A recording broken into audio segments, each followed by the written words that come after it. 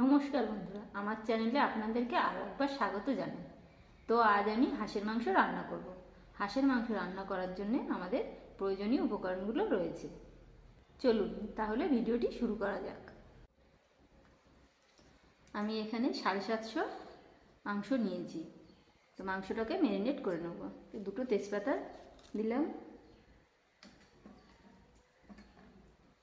এলাচ দিলাম। এলাচগুলোকে একটু ফাটিয়ে নিয়েছি। ফাটিয়ে নিলে এলাচগুলো বেশ একটু সুন্দর গন্ধ বেরোবে ভালো। একটু লবণ দিয়ে দেবো।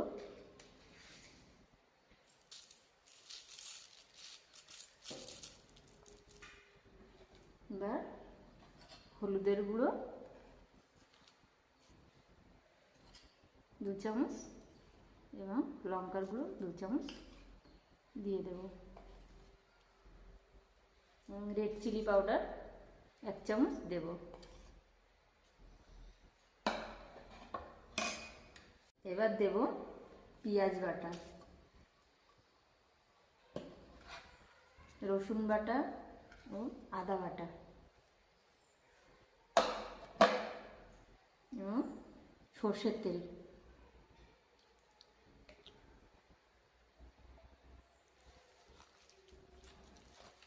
এগুলোকে কিন্তু আমি বেশ ভালো করে মাখিয়ে নেব।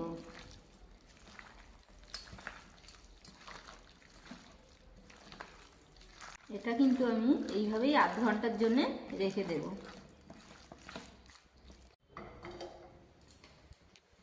আমাদের কড়াই কিন্তু গরম হয়ে এসেছে। কিছুটা সর্ষের তেল দেবো, দিয়ে আলুগুলোকে ভেজে নেব।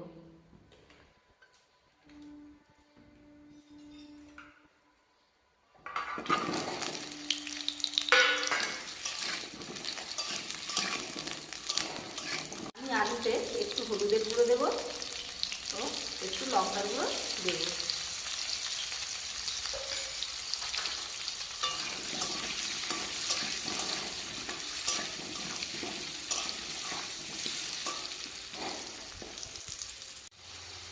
আলুগুলো কিন্তু ভাজা হয়ে গিয়েছে। এবার আলুগুলোকে আমি তুলে নেব।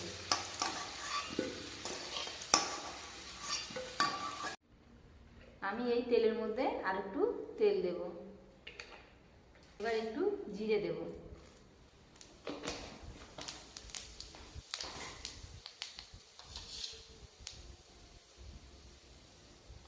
এবং গোটা রসুন দেব।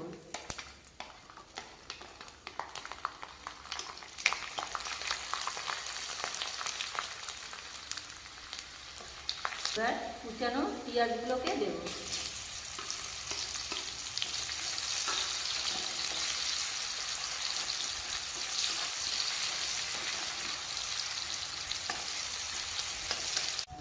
পেঁয়াজ কিন্তু হালকা ভাজা হয়ে এসেছে।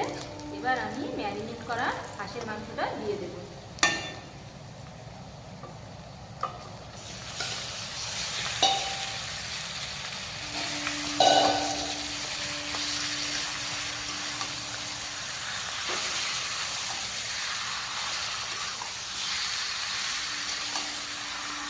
আমরা কিন্তু তাহলে হাঁসের মাংসটা বেশ ভালো করে মিক্স করে নেব এবং আস্তে আস্তে নাড়তে থাকবো। মাংসটা কিন্তু এবার আমি কিছুক্ষণের জন্য ঢেকে রাখবো।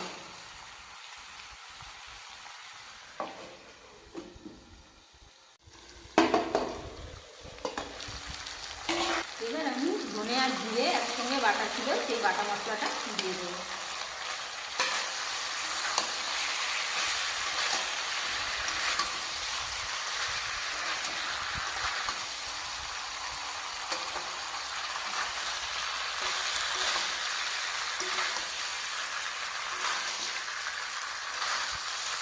এবার আমি আলুটা দিয়ে দেবো।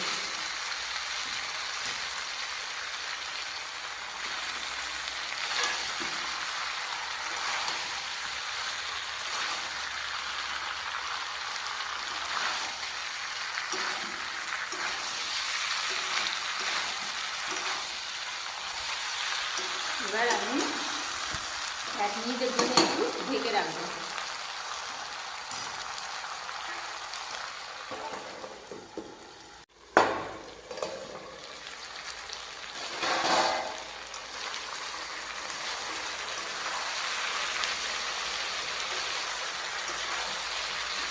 মাংসটা আমার বেশ কষানো হয়ে এসেছে। এবার এতে জল দিয়ে দেবো।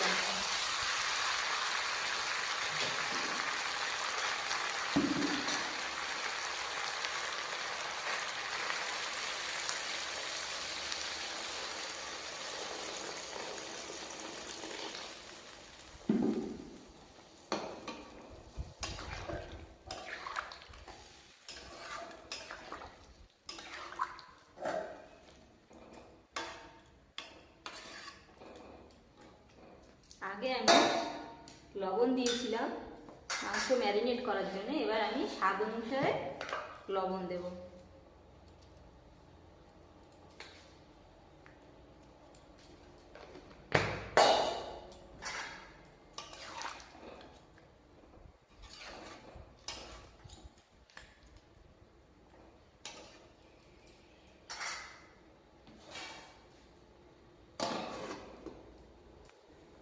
মাংসটাকে এইভাবে আমি 10 থেকে 15 মিনিটের জন্য ঢেকে রাখবো। হাঁসের মাংস তো একটু হতে সময় লাগে।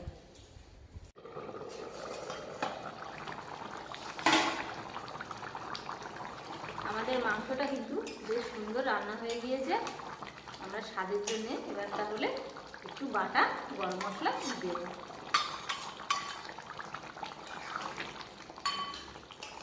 দিয়ে বাটা গরম মশলাটা আমার দেওয়া হয়ে গেছে। এবার কিছুক্ষণ পরে আমি মাংসটা নামিয়ে নেব। মাংসটা কিন্তু আমাদের হয়ে গিয়েছে। এবার মাংসটা আমরা নামিয়ে নেব।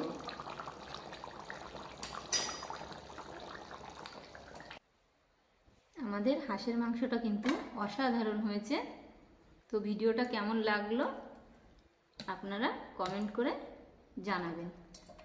তো ভিডিওটা আজ এখানেই শেষ করছি।